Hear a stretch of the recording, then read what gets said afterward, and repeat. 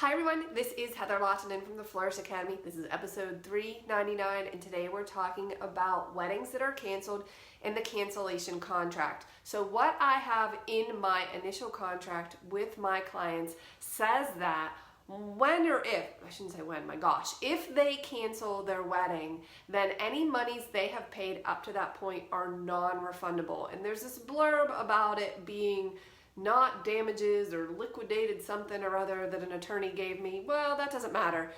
But let's just say they're bound by this contract and anything that they pay is non-refundable. Okay, so when the wedding is called off, what do? Well, I have a cancellation contract that I send to my clients that essentially nulls the original contract, or else we're still bound to it. Now, this can be very difficult to talk to your clients about and to get the cancellation contract back to you, because obviously this could be a challenging time. Now, in some cases, they're just moving the date or something like that, but in some cases, it's a little bit more serious. So I'm gonna share with you a few things from my cancellation contract that are important, but I was talking with a friend yesterday about why you need to get that cancellation contract back from your clients. So essentially, if they don't get you the contract back, then they are still legally obligated to make payments to you in the future, and you are legally obligated to show up at their venue on their wedding date because you have a contract. Now, the reason I take this pretty seriously is because years ago, I want to say probably 10 years or more, when I was part of the digital wedding form, anybody else on the DWF back in the day? There was a photographer who did not get a cancellation contract back and simply had emails from the bride saying we had canceled the wedding was off. Okay, so they never got the contract back, but they did not show up to the wedding. The bride and groom had their wedding and then proceeded to sue the photographer for breach of contract when he or she, I can't remember, did not show up for their wedding. So ever since I heard that story, and I'm sure there are details that we don't know about, but when I heard that story, I thought, okay, anytime I have a cancellation, I'm gonna make sure I get that contract back. Now, how often do cancellations happen?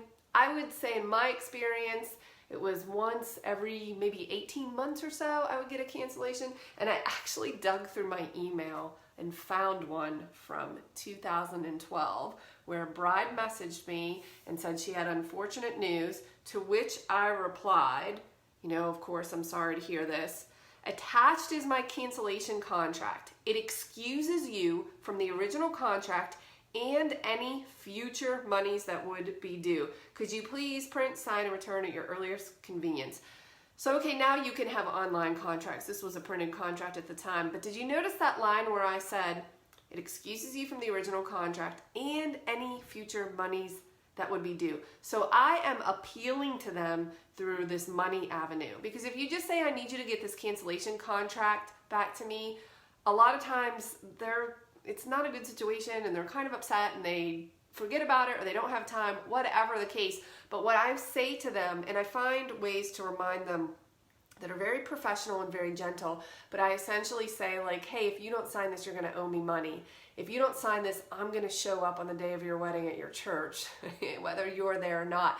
I say it, again, professionally, but I make the point clear that this contract, the cancellation contract, is mutually beneficial. I don't want you to have to legally owe me money. Okay, nobody's gonna pay, but that's not the point.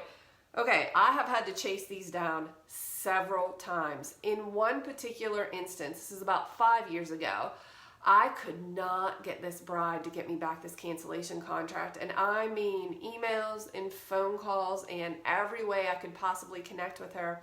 And in a week before her wedding, I still did, and they had canceled maybe 6 or 9 months prior. A week before the wedding, the videographer calls me, who I'm friends with, and he says, hey, we were scheduled to do a wedding this weekend, and I understand it was canceled, but I never received anything official from the bride. Have you? And I said, no, I haven't.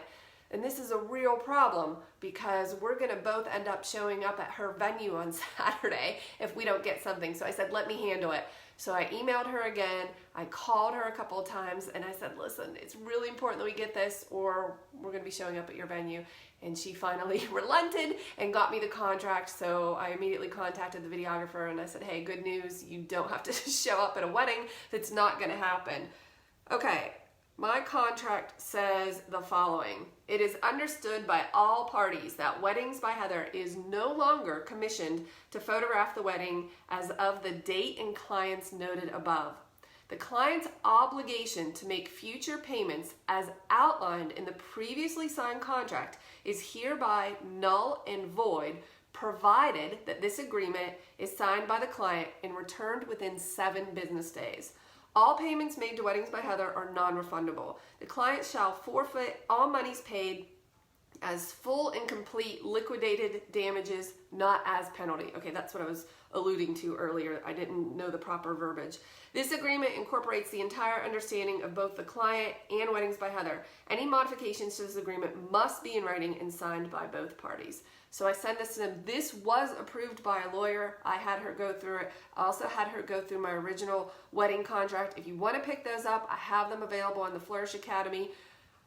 But anyway, the question that I'm answering today is, how important is it to get that cancellation contract back? To me, it's non-negotiable. It is incredibly important. I must have that back, or I am not going to feel comfortable not showing up at that venue. My question to you is, have you had this happen? If you photograph weddings, what is your approach? Do you have a contract? I just read you my entire contract. Feel free to use that verbiage. I would rather you take it and use it and be protected than find yourself in a bind. I'll see you in the next video.